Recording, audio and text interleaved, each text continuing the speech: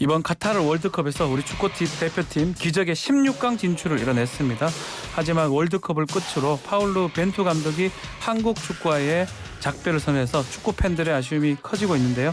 이런 가운데 과거 벤투 감독이 축구협회에 했던 날선 비판이 재조명되면서 재계약 과정에 대한 궁금증이 커져가고 있습니다. 관련 내용 스포츠춘추 박동희 기자 연결해서 자세한 내용 들어보겠습니다. 기자님 안녕하십니까? 네, 안녕하세요. 네, 기자님. 월드컵 경기 기자님도 보셨죠? 그렇습니다. 매일 이 밤을 새가면서 아하. 시청을 했는데요. 네. 심지어는 다른 나라 경기까지 다 봤습니다. 뭐 야구도 좋아하시고 야구 전문이시기도 하지만 축구에 대해서도 많이 알고 계시잖아요, 기자님. 그러면 대한민국에서 월드컵 기간 중에 이 축구 박사 아닌 사람 어디 있겠습니까? 예. 네, 저도 축구 박사를 자처하고 있습니다. 자, 일단 본격적인 얘기를 좀 해야 될 것 같은데 네. 12년 만에 16강 이건 저는 대단한 쾌거라고 생각이 드는데 이렇게 성과를 이뤘는데 벤투 감독은 떠난다 이렇게 입장을 밝혔어요. 네, 저는 재계약을 하지 않을까 싶었었는데, 그러니까요. 벤투 감독이 16강 전이 끝난 다음에 한국 대표팀 감독직 재계약을 안 하기로 했다 이렇게 밝히면서 네. 저뿐만이 많은 국민이 깜짝 놀랐을 텐데요. 이 귀국 후에도 벤투 감독이 똑같은 얘기를 했죠. 이제 한국 대표팀을 맞지 않겠다 이런 얘기를 했는데, 예. 그러면서 대한축구협회장과 또 이미 말을 나눴고 선수들에게 또 다시 한번 얘기를 나눴다. 이런 식으로 하면서 이 한국 축구와의 결별을 공식화했습니다. 이게 재계약 얘기 두고 시끄러운데 이 배경을 네네. 좀 살펴보면 네. 벤투 감독하고 우리 축구협회 사이에 입장 차이가 좀 컸다 이렇게 봐야 되는 겁니까? 그렇죠. 몇 가지 점이 있었던 것 같은데 표면적으로는 뭐 당연히 계약 만료 이제 계약이 끝났다 이건데 시간은 뭐 완료된 건 맞지만 네. 그렇죠. 이게 뭐 가장 컸던 입장 차이가 바로 계약 기간 같습니다. 이 벤투 감독 같은 경우는 4년 뒤에 열리는 네. 2026 그 북중미 이 월드컵까지 4년 연장을 제시했던 것으로 알려졌고요. 예. 이 반면 축구협회는 2023년 내년에 열리는 아시아 축구연맹의 아시안컵까지 1년 계약을 먼저 한 다음에 성적에 따라 기간을 연장하자 이런 카드를 내밀었던 것 같은데요. 예. 벤투 감독 같은 경우는 이번처럼 장기적인 안목으로 월드컵이 사실 가장 큰 이 목표점이잖아요. 네. 준비하려면은 좀 더 많은 시간이 필요하고 특히나 젊은 선수들로 또 한 번 세대 교체를 하기 위해서는 장기간 안목이 필요한데 만약에 1년만 계약하고 아시안컵 결과를 본다 그러면 아시안컵에만 올인을 하기 때문에 본인이 설정해놨던 장기간의 계획을 수립할 수 없기 때문에 난색이 피웠던 것 같고요. 예. 그리고 뭐 지금 축구 일부에서는 이 몸값이라고 하죠. 이 계약액에 두고도 큰 차이가 있었다고 하는데 저도 알아봤는데요. 계약액에 있어서는 뭐 당연히 벤투가 큰 성과를 냈기 때문에 무리를 해서라도 계약에 맞춰줄 수 있었으나 이 계약 기간에 이런 이 견해 차이를 좁히지 못했다 이런 얘기를 하고 있습니다. 금액도 금액이지만 계약 기간이 가장 결정적 차이가 났을 것이다 이렇게 보시는 거네요. 네네, 그렇습니다. 네. 자, 근데 이제 벤투 감독 지난 10일인가요? 지난달 10일 월드컵을 앞두고 그 기자회견을 했었는데 그 네네. 기자회견 발언이 좀 재조명되고 있습니다. 축구협회 우리 K리그는 선수들을 휴식 중요하게 생각하지 않는다. 중요한 게 돈하고 스폰서인 것 같다. 이것도 아마 계약을 못한 원인이 되지 않을까요? 저도 그때 당시에 그 얘기를 직접 벤투 감독이 하는 얘기를 듣고 깜짝 놀랐었는데요. 보통 외국인 감독이 그렇게 직설적으로 얘기하는 게 없는데 그때 김윤수 선수가 전북현대 김윤수 선수가 그렇죠. 이 햄스트링 부상으로 이탈하면서 평가전에 뛰지 못했었거든요.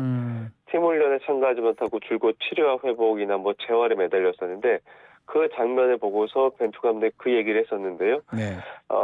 벤투 감독이 얘기했던 거는 대한축구협회와 프로축구 이 K리그를 총괄하는 한국 프로축구연맹의 운영을 동시에 비판했던 건데 그때 이런 얘기를 했었죠. FA컵은 단원 라운드는 한 경기씩 치르다가 결승전만 2차전으로 열린다.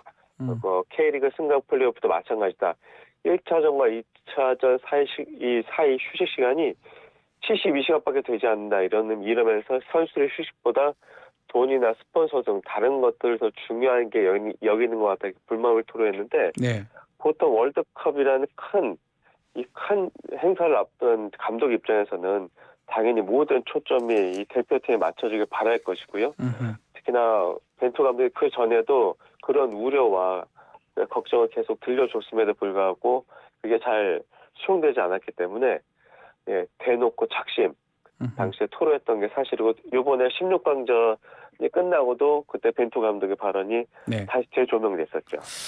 자, 이런 부분 좀 아쉽긴 한데 하여튼 이런 문제들이 쌓이면서 재계약이 안 됐는데 일본 같은 경우는 뭐 지금 모리아스 하지메 감독이죠. 2년 추가 재계약이 된 것 같습니다.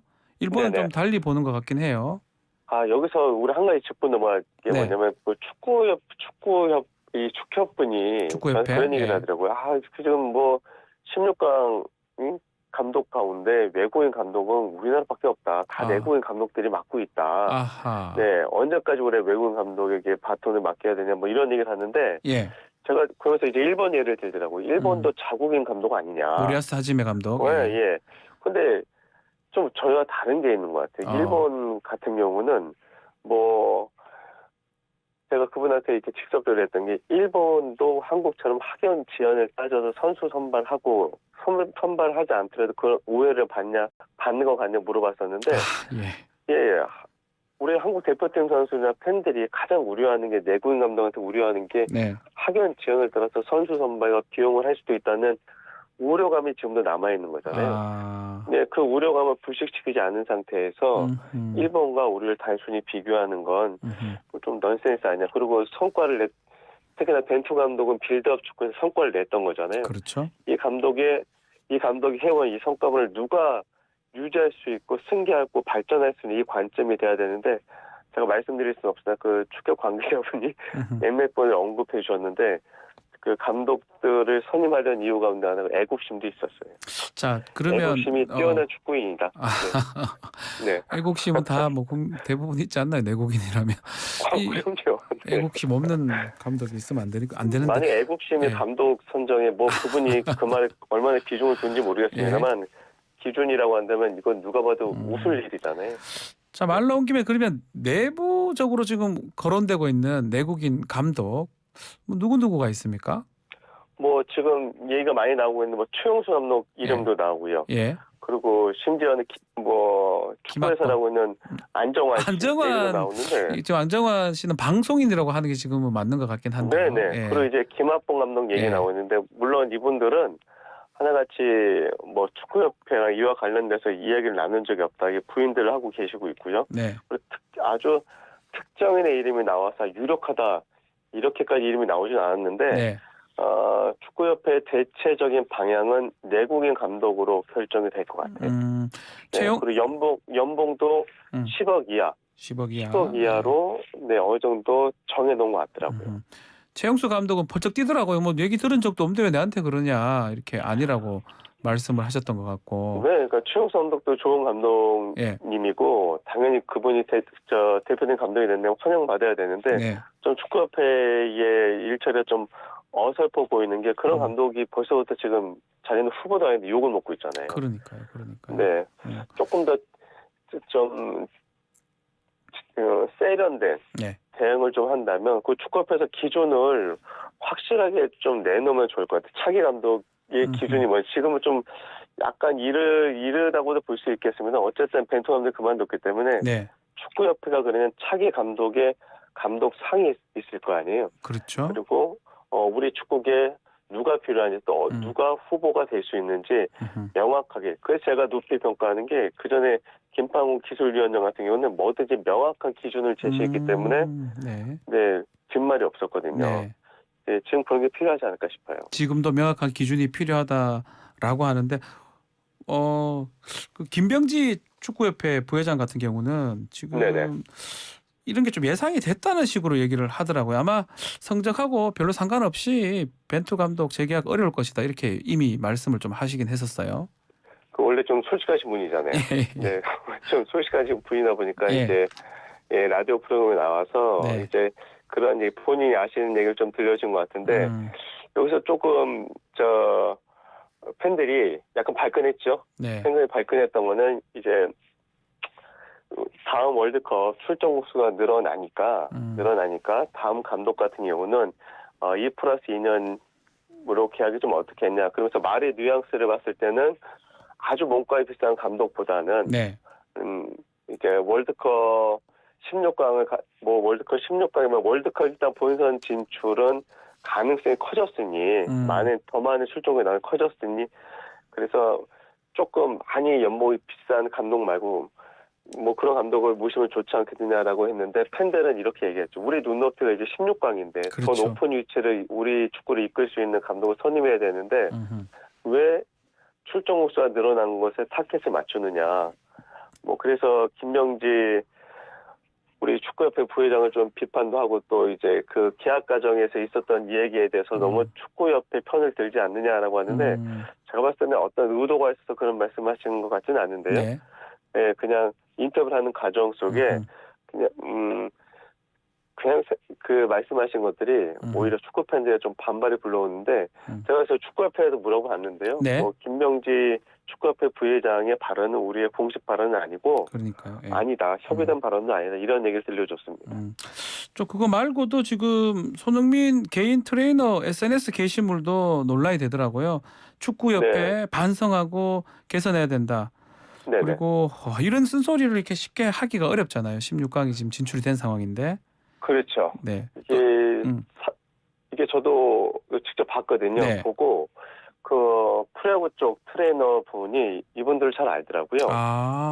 네, 그래서 얘기를 들려줬는데 예. 내용은 그렇더라고요. 이분들이 축구협회 소속이 아니라 손흥민 선수 개인 트레이너였었는데 이제 SNS에 축구협회의 반성을 좀 촉구하는 그러면서 이제 축구협회 소속으로 이번 대회 같이 동행하셨던 물리치료사분들이 계신 것 같더라고요. 네. 그분들이랑 이제 팀 닥터들에 대한 좀 공격을 했던 것 같은데 그 살펴보니까 이분들 입장에서는 본인들이 그냥 손흥민 선수 개인 트레이너지만 다른 선수들이 물리치료나 뭐 이걸 요청했을 때 다 들어주셨나 봐요. 네. 그리고 같이 선수들의 피로 회복으로 해서 굉장히 노력도 많이 해주셨고 했는데 이제 축구협회 쪽 그 트레이너분들이나 아니면은 그 팀 닥터분들로부터 약간 무시를 당했던 것 같더라고요. 무시를. 네. 네, 또 모멸감, 인간적인 모멸감을 느낄 만한 발언도 듣고 그래서 이제 발끈해서 특히나 이분들이